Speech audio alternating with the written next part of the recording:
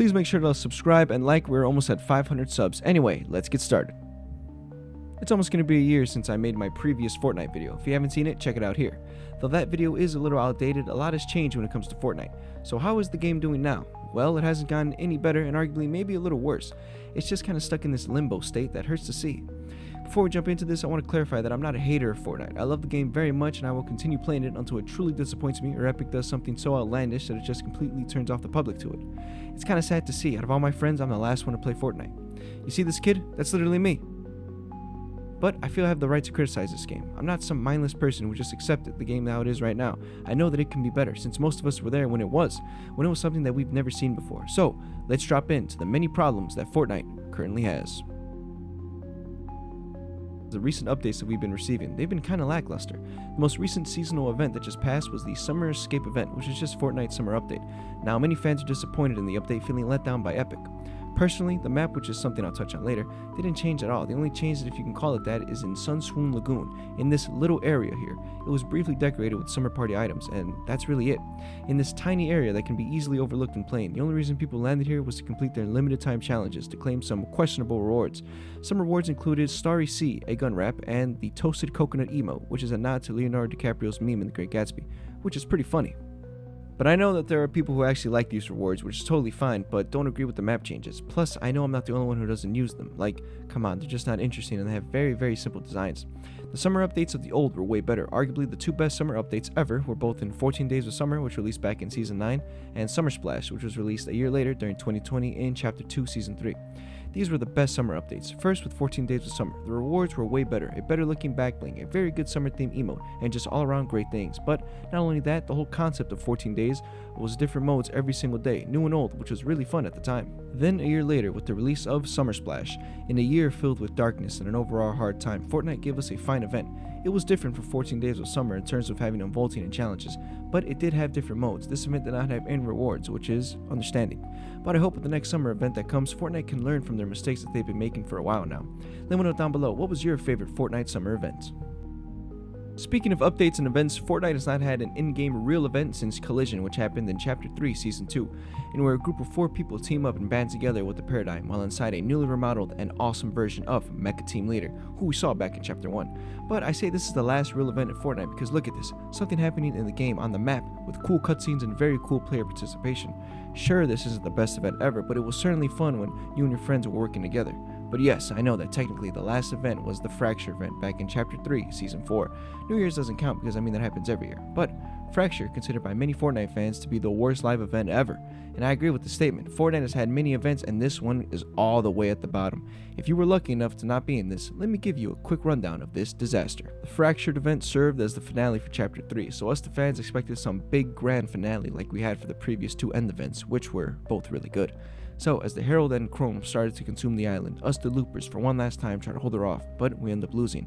And during this, the Herald sacrifices herself with the reality tree, and in doing so causes a massive explosion to both Apollo and Athena, destroying both of them. As us the players are floating in space, the 0 point started to pull in chunks of the map, and our job was to complete tasks on these fragments of land so that we can further build this new island. This event was extremely boring. The concept was cool, but it was just handled very poorly. This live event was made with Creative 2.0, which makes sense. I mean, it felt like a creative map. I understand they wanted to show off UEFN, which is fine, but come on, Epic. You have so much more resources than any of us. Look at these past live events. These were so good and awesome. Even the Wreck-It Ralph event was better than this. Now, I feel like they should have done a showcase in a different way instead of doing it with an extremely lackluster event that served to end a good chapter. This event happened on December 3rd, 2022, and ever since then, Fortnite has not had any live events to end any seasons, which is weird, but hopefully we get them back in the future, and that it has that unique touch only Fortnite can do. Let me know down below, what did you think of the Fracture event? I'm really curious. Currently, we're on the 4th Fortnite map named Astria, named after a god in Greek mythology, which the map itself isn't totally bad, but when Epic doesn't add anything new or make interesting map changes, it's understandable when the community starts to feel a little fed up with them.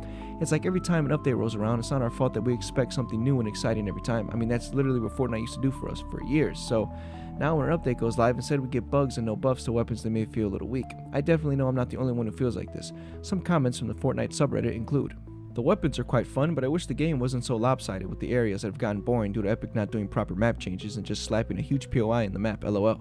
We're getting degraded instead of upgraded. Literally, after I finish the battle pass, I'm quitting. This game sucks. There was an update? The weapons in this season have not been the best or worst. A fan favorite in the MK7 has returned, plus the Slap Splash is very convenient, don't get me wrong, but these weapons are still better than the god-awful Charge SMG and the double shot shotgun, so I'll take it, man. Just seeing these, I can't. Let's talk about something else. Okay, so we've discussed so much of the current gameplay and update, but what about the lore? Fortnite is known to have some confusing lore, having comics and trailers connected to it. I mean, it's not FNAF, but it still can be tricky to know.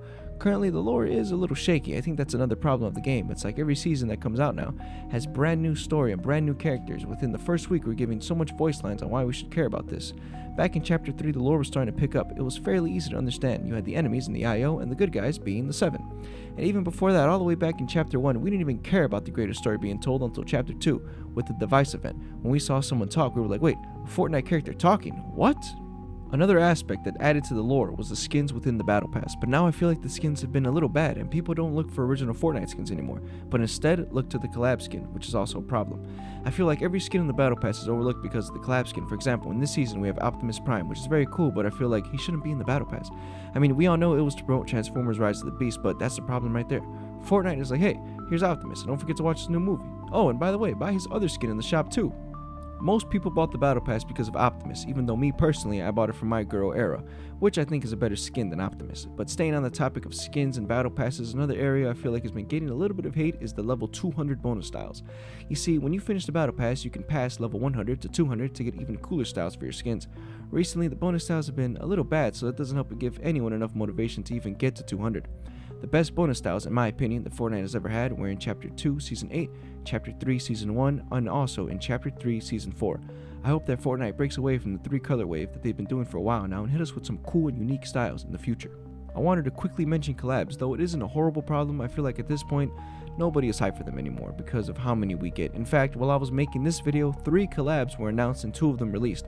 So yeah, nonetheless, if you like collabs, buy the skin. If you don't, just don't buy it. It's simple. But like I said, a lot of people are turned off to the idea of collab skins being in the Battle Pass, which I can really understand. Finally, on the topic of skins, the Fortnite crew has been a little iffy as of late. The skins that we've been getting haven't been the best, but for the month of August, we're getting 2 skins, Princess Lexa and Prince Orin. These 2 skins are probably the best ones we've had for a while. My favorite crew skin of all time is the Burning Wolf. I actually became a member because of that one. But I feel like the other perks of being a member are more useful, like getting the Battle Pass for quote-unquote free, plus receiving 1,000 V-Bucks every month is pretty good, all for $12. I don't think that that's a bad deal. I just wanted to mention this because, like I said, I'm not making this video to trash the game. I love it so much, and the fact that they've done great things. They know how to do great things. Creative Mode 2.0, or Unreal Editor for Fortnite, or UAFN for short, whatever you like to call it, has been pretty successful.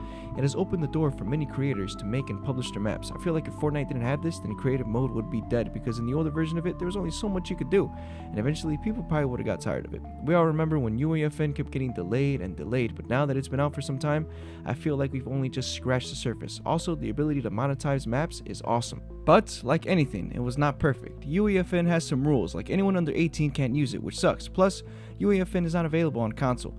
Mustard Plays, a well-known Fortnite creative YouTuber and Donna Mustard's brother, if you didn't know, shared some of his opinions on the current state of Fortnite on the creative side of things. If you'd like to know more, watch his video. But all in all, Fortnite is and will most likely stay successful for a very long time. And even though I have my opinions on the game that some people might not agree with, hey, that's okay.